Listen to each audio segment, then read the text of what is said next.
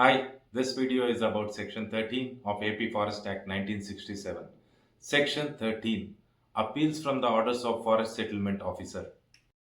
ఎవరైనా ఒక వ్యక్తి ఒక రైట్ క్లెయిమ్ చేసిన తర్వాత ఆ రైట్ అప్రూవ్ చేయడం కానీ రిజెక్ట్ చేయడం కానీ ఇవన్నీ కూడా ఫారెస్ట్ సెటిల్మెంట్ ఆఫీసర్ చేతిలో ఉంటాయి. ఒకవేళ ఫర్ ఎగ్జాంపుల్ ఒక వ్యక్తి 10 acres ఆఫ్ ల్యాండ్ తనకి రైట్ ఉంది అని చెప్పి ఫారెస్ట్ సెటిల్మెంట్ ఆఫీసర్ని రీచ్ అయినప్పుడు అతను ప్రాపర్ ఎంక్వైరీ కండక్ట్ చేసి డాక్యుమెంట్స్ అన్ని వెరిఫై చేసి ఈ 10 acres ఆఫ్ ల్యాండ్ మీద నిజంగానే ఈ సో అండ్ సో వ్యక్తికి రైట్ ఉందా లేదా అని డిసైడ్ చేస్తారు.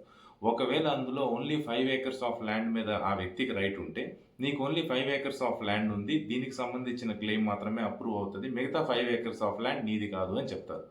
ఇట్లా చెప్పినప్పుడు ఆ ఏదైతే వ్యక్తి 10 acres ఆఫ్ ల్యాండ్ అతనిది అని రైట్ క్లెయిమ్ చేశాడో అతనికి న్యాయం జరగలేదు అని అతను ఫీల్ అయినప్పుడు అతను నెక్స్ట్ ప్రాసెస్గా అప్పీల్కి డిస్ట్రిక్ట్ కోర్టుకి వెళ్ళొచ్చు.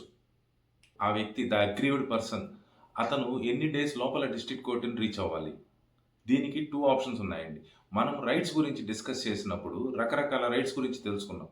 అందులో ఒక 4 రైట్స్ ఎక్స్క్లూజివ్గా సెక్షన్ 11 ప్రకారం తెలుసుకున్నాం. Right to water, right of way, right to forest produce, right to animal grazing. ఈ 4 రైట్స్కి సంబంధించి న్యాయం జరగలేదని అతను ఫీల్ అయితే ఎఫ్ఎస్ఓ ఫారెస్ట్ సెటిల్మెంట్ ఆఫీసర్ ఇచ్చిన జడ్జిమెంటు ఆర్ ఆర్డర్ కరెక్ట్గా లేదని అతను ఫీల్ అయితే అతను డిస్ట్రిక్ట్ కోర్ట్ని 60 డేస్ లోపల రీచ్ అవ్వాలి. ఇది 4 రైట్స్ కాకుండా మిగతా ఏ రైట్కి సంబంధించి అయినా అతను న్యాయం జరగలేదని ఫీల్ అయితే అప్పుడు డిస్ట్రిక్ట్ కోర్ట్ని 90 డేస్ లోపల రీచ్ అవ్వాలి. డిస్ట్రిక్ట్ కోర్టులో అపీల్ ఫైల్ అయిన తర్వాత డిస్ట్రిక్ట్ కోర్టులో ట్రయల్ జరుగుతుంది అండ్ డిస్ట్రిక్ట్ కోర్టు ఇచ్చిన ఆర్డర్స్ ఫైనల్ అండి. ఆ జడ్జిమెంటే ఫైనల్, ఆ తర్వాత ఇంకా అపీల్స్ ఉండవు. డిస్ట్రిక్ట్ కోర్టు ఇచ్చిన ఫైనల్ ఆర్డర్స్ ప్రకారమే ఎఫ్ఎస్ఓ కూడా క్లెయిమ్ సెటిల్ చేయాల్సి ఉంటుంది. That's all about this section. Thank you.